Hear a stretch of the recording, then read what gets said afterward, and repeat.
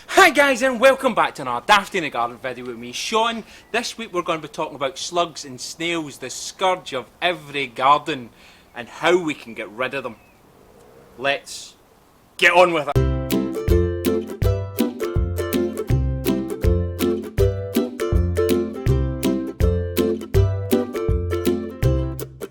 So, slugs, snails, the gardener's worst enemy. So, did you know that there are actually plants that you can grow that will deter these little things, such as wormwood, rosemary, and there's a couple others.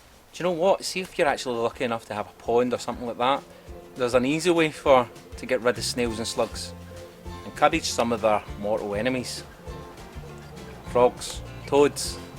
But if you've not got a pond, you could try drilling a hole in a fence, encourage some hedgehogs, even badgers. That's nature's way. Birds will come in and eat them as well. But if you're going to let them come into your garden, try and invest in some coverings for some of your fruits. You could try my method, which if you've got leftover beer in a cup, bury the cup up to about 2 to 3 centimetres off the ground and just pour the beer in this cup, and the slugs love the fermented beer, so they take care of themselves. Now these things are great because they come with a lid, and it means that none of the rainwater actually come in and overflood the beer section.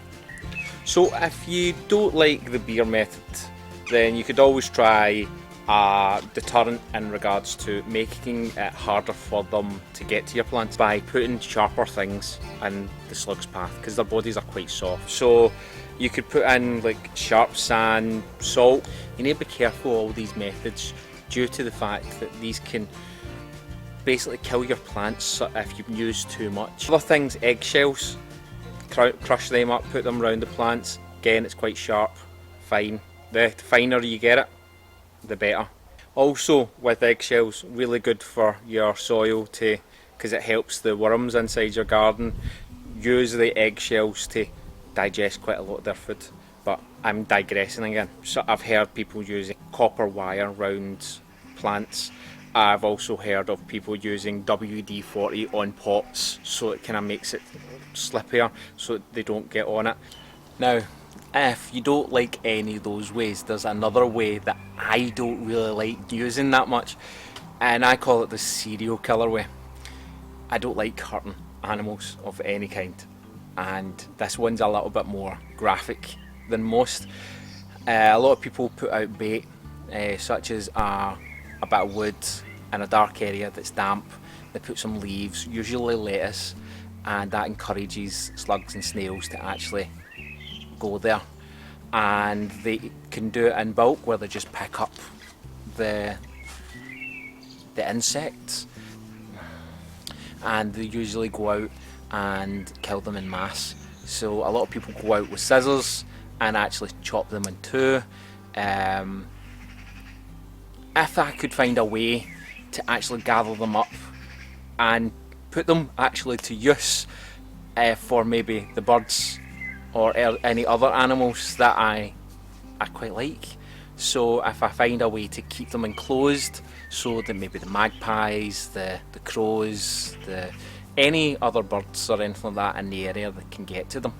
There's one thing that I would love to do, but my wife would kill me if I ever got them, and that's chickens. I would love to have 1-2 chickens and let them free in the garden. They are great foragers. They would eat up the slugs, snails. They would just go around and eat pretty much what's there. And I think that's the best way, because an animal is getting the nutrients from another animal, the circle of life, all that jazz. And so if you do have chickens or have someone with chickens that you know that would let you borrow a chicken or two, who knew that I would have to say that sentence? Go out and borrow a chicken. Right guys, that's the end of this week's video. Thank you so much for watching. Slugs, snails, they are the bane of my life. Let's hope they're not the bane of yours with this video's help. And I'll see you in the next one. Bye for now. Bye, bye, bye, bye, bye.